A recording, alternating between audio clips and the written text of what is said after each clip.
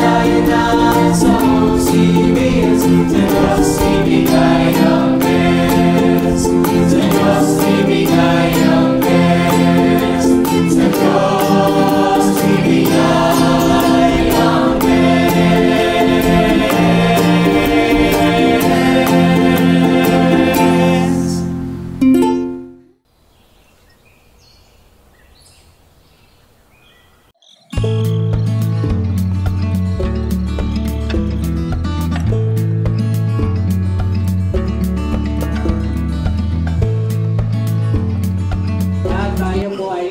Para sa Panginoon. Masaya ba kayo? Kung masaya kayo, say Amen! Okay, our first song is I've Got Peace Like a River. I've got peace like a river. Ready? Sing! I've got peace like a river. I've got peace like a river. I've got peace like a river in my soul. Hallelujah. I've got peace like a river. I've got peace like a river. I've got peace like a river in my soul. Joy like a fountain. I've got joy like a fountain. I've got joy like a fountain. I've got joy like a fountain in my soul. Hallelujah. I've got joy like a fountain. I've got joy like a fountain. I've got joy like a fountain in my soul. Love like an ocean. I've got love like an ocean. I've got love like an ocean. I've got love like an ocean in my soul. Hallelujah. I've got love like an ocean. I've got love like an ocean. I've got love like an ocean in my soul. All together. I've got peace like a river. I've got joy like a fountain. I've got love like an ocean in my soul. Hallelujah. I've got peace like a river. I've got joy like a fountain. I've got love like an ocean in my soul.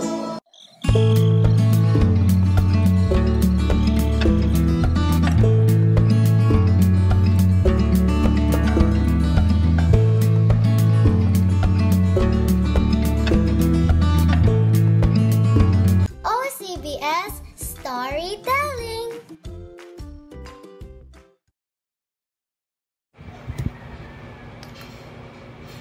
Magandang araw sa inyong lahat at welcome ulit dito sa ating OCBS. And nandito ulit si Kuya Mati ninyo. Ako ang siyang mag-storytell or nataasang mag-storytelling ngayong araw na ito. And before we start, tayo muna ay manalangin. Okay? Tungo natin ating mga ulo, pikit natin ating mga mata, and let's pray. Panginoon, Ama namin dakila sa lahat, tinataas pinupuri po namin yung pangalan. Maraming salamat po, Panginoon, sa buong araw na ito, Panginoon, sa aming mga matututunan ngayon, Panginoon, ay maisabuhay namin, Panginoon, may apply po namin, Panginoon, sa aming mga sarili mga buhay. At tulungan niyo po, Panginoon, ang mga bata na maintindihan po ang kwento at na may makapakinig, Panginoon, na maayos. I-guide niyo po sila, Panginoon, i-guide niyo po ako, Panginoon, at kayo na po ang siyang bahala, Panginoon, sa lahat. Kami po nagpapasalamat sa lahat-lahat, Panginoon. Kami po humingi ng kapatawaran sa aming mga nagawang makasalanan. Tulong po kami dalangin sa pangalan ni Kristo Jesus. Amen. So, yun. Good morning, kids. And today, we're going to learn about a king who made a very wise decision with God's help. And, may nakakaalam ba kung sino yung king na yun? Okay. Sasabihin ko na agad. Okay? that king is King Solomon. King Solomon is known as the wisest king in the Bible. And let's find out why. Bakit siya naging wisest king? Isa sa mga wise na king sa Bible. Okay? And, ayan. So, let's start.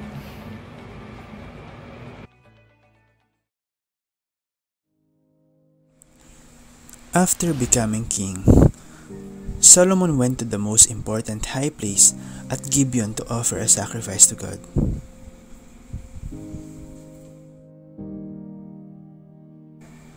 Solomon offered 1,000 burnt offerings at the altar. That night, in a dream, God said, "Ask for whatever you want me to give you." Solomon replied, "You have made me servant king in place of my father David, but I am only a little child and do not know how to carry out my duties to the people you have chosen. So give your servant wisdom to distinguish between right and wrong. For who is able to govern this great people of yours?"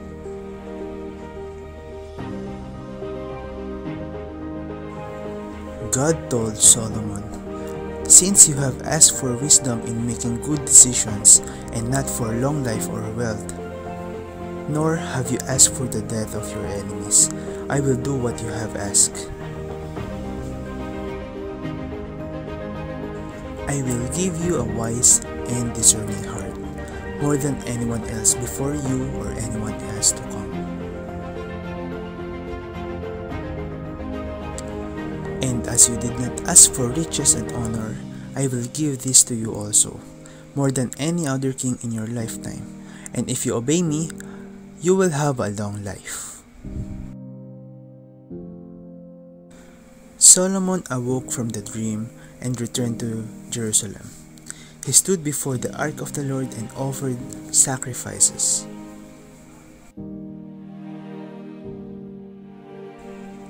Sometime later, 2 women or prostitutes came to him to make a ruling. One of the women explained that they both live in the same house. She had given birth to a baby, and 3 days later, the other woman had also given birth. They were both alone in the house. Then, during the night, the other woman had put her baby in her bed and accidentally smothered him to death in her sleep. She accused her of swapping her dead baby with her baby in the middle of the night. In the morning, when she got up to nurse, her baby was dead. But then, she noticed it was not her baby, but the other woman's. The other woman argued, "No, the living one is my son. The dead one is yours." Solomon said, "This one says, 'My son is alive and your son is dead,' while that one says, 'No, your son is dead and mine is alive.'" The king called for a sword. A sword was brought in. Solomon ordered, "Cut the living child in 2 and give half to one and half to the other." The woman whose son was alive was so deeply moved out of love for her son, she begged Solomon, "Please, my lord, give her the living baby. Don't kill him." But the other woman said, "Neither I nor you shall have him. Cut him in 2. Solomon then gave his ruling. "Give the living baby to the first woman. Do not kill him. She is his mother." When the people of Israel heard the verdict, they held the king in awe because they saw that he had wisdom from God to administer justice.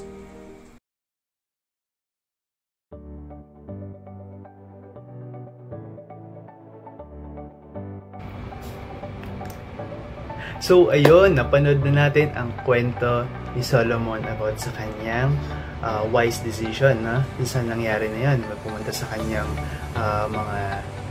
dalawang babae and all. Ano bang mga matututunan natin dito sa kwento nga to? No? First is wisdom comes from God. No? Syempre, wala naman ibang panggagalingan ng wisdom kundi ang sa Panginoon lang. Okay? Solomon was able to make the right decision because he asked God for wisdom. Humingi siya ng wisdom sa Panginoon, lumapit siya sa Panginoon, na bigyan siya ng wisdom, and ayun, binigay naman ng Panginoon, and he did not try to figure it out on his own. And have you ever been in a situation where you didn't know what to do? Like a tough choice between two things? No? Kung meron tayong mga nararanasan ng mga ganito, di tayo makapag-decide ano ba talagang tama, lumapit tayo sa Panginoon, humingi tayo ng guidance sa Kanya and ng wisdom sa magiging decision natin. And just like Solomon, we can ask God for wisdom whenever we have to make a big or small decisions. Malaki man o maliit, mga decision na to, lagi tayong humingi ng wisdom sa Panginoon. For example, if you're not sure whether to share your toys with a friend or if you should help someone, even when it's hard, ask God to show you what is right. And God will help you. Okay? And, syempre, bukod doon, number 2 is God sees the heart. God sees the heart. And, when King Solomon made his decision, he knew who the real mother was because she cared about the baby more than anything. No? Nakita ni King Solomon na mas nag-aalala yung isang babae na King Solomon, wag mong papatayin yung baby niyan. And then yung isa naman, sige, hatiin mo na sa dalawa. Diba? Nakita niya na yung isang babae ay yung tunay na may nanay ng baby na buhay na yun. And the other woman didn't care as much. Yeah, you see, God knows what is in our hearts. Alam niya kung ano yung mga nasa puso natin, even when no one else does. God sees our love, our kindness, and even when we are sad or upset. So, lahat ng mga nangyari sa atin, lahat ng mga nararamdaman natin, lahat ng napipil natin, nasaktan ba tayo, o malungkot ba tayo, lahat ng yon ay alam ng Panginoon. Alam ng Panginoon kung ano ang nasa puso natin at kung ano ang totoo. And, isa pa is, do you think God knows when you're kind to your friends or when you feel sad about something? Syempre, kung naiisip natin yun, yes, no? He does. So even if we don't always show our feelings on the outside, God knows what's in our hearts and He cares about how we feel. Okay? Lagi natin tatandaan, Panginoon ay lahat ng to ay sa Kanya. No? Lahat ng ginagawa natin sa Kanya. Kaya alam niya rin niya kung ano ang nasa puso natin at kung ano ang ito. And next, number 3 is care and compassion. Doon sa kwento, nakita natin na yung tunay na nanay ay sobra siyang nagki-care dun sa baby na to the point na King Solomon, wag mo siyang puputulin, wag mo puputulin sa dalawa, wag mo siyang hatiin sa dalawa. Ibig sabihin, nagki-care siya ng sobra dahil anak niya yun. Okay nang hindi sa kanya mapunta yung baby, but just to make sure na buhay yung baby. Unlike dun sa isang babae na sige, ituloy mo yan. Wala namang diba? Ganun ba ang tunay na mother? Syempre hindi. Kaya humingi ng guidance si King Solomon sa Panginoon and ng wisdom para dun sa decision na yun. Kaya ayun yung ginawa niyang way para malaman kung sino talaga yung mother niya. And the real mother loved her baby so much that she was willing to let someone else have to just to keep him safe. No? And that's what we call compassion. And showing love and care for others even when it's hard. And can you think of a time when you have showed care for someone? Kay mami, kay daddy, kay kapatid, kay bunso, kay kuya, kay ate? And or maybe you help a friend who was feeling sad, or you comforted someone who was hurt. No? Pag ba may mga kaibigan tayo na malungkot, nadadamayan ba natin sila? Tinatanong ba sila, oh, are you okay? Or okay ka lang ba? Kino-comfort ba natin sila? And isa to sa mga natutunan natin dito sa kwento nito, na dapat tayong mag-care, hindi lang sa family, kundi sa labas, pero sa kaibigan natin. And kahit kami sa kaaway natin, kailangan natin mag-care sa kanila, no? Even minsan nagkakaaway tayo, pero masama ang magkaroon ng kaaway, no? And number 4 is seek God for guidance. Katulad ng ginawa ni Solomon, King Solomon. When we don't know what to do, like if we're having trouble making a decision, we can always pray and ask God for guidance. No, yun naman talaga. If I don't know if may problem ka ngayon, or may problem kayo maybe sa family, sa kalaro, sa school, sa math subject, science subject, humingi tayo ng guidance sa Panginoon. And ang Panginoon naman ay lagi sa atin nakikinig at lagi nandyan sa tabi natin. And Solomon asked God for wisdom, and we can ask God to help us too. God is always ready to listen to our prayers and give us the right answer. And what are some things you can ask God for guidance about? No? Marami tayong marami. Maybe, yun nga, sasabi ko niya, sa school, sa family, kay mami, kay daddy. And lahat ng yon ay papakinggan ng Panginoon. Lahat ng yon ay sasagutin ng Panginoon. Okay? And God wants to help us in every part of our lives. We just need to trust Him and pray for His help. And so remember, these lessons from King Solomon's judgment: ask God for wisdom, know that He sees what's in our hearts, and always show care for others, and seek God's guidance when you're unsure about something. And let's pray and ask God to help us with all of these things. Okay? And Panginoon, Ama namin dakila sa lahat, tinataas sa pinupuri po ng pangalan. Maraming salamat po, Panginoon, sa guidance, Panginoon, ninyo sa aking pagtuturo at sa pakikinig, Panginoon, sa inyong mga bata. Salamat po, Panginoon, sa aming mga natutunan ngayong araw na ito, na may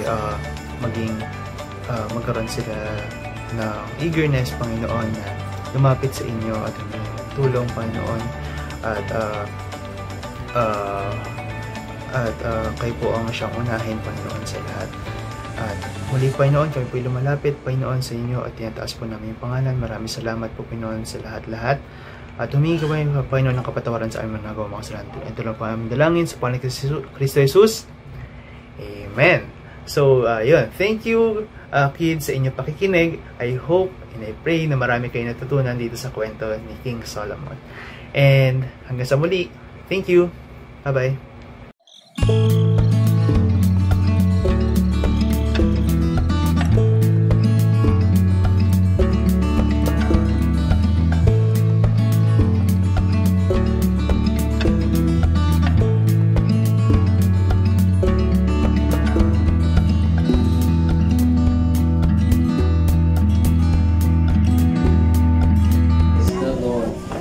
Rising of the sun, ready, say, from the rising of the sun to the going down of the same, the Lord's name is to be praised. One more time, from the rising of the sun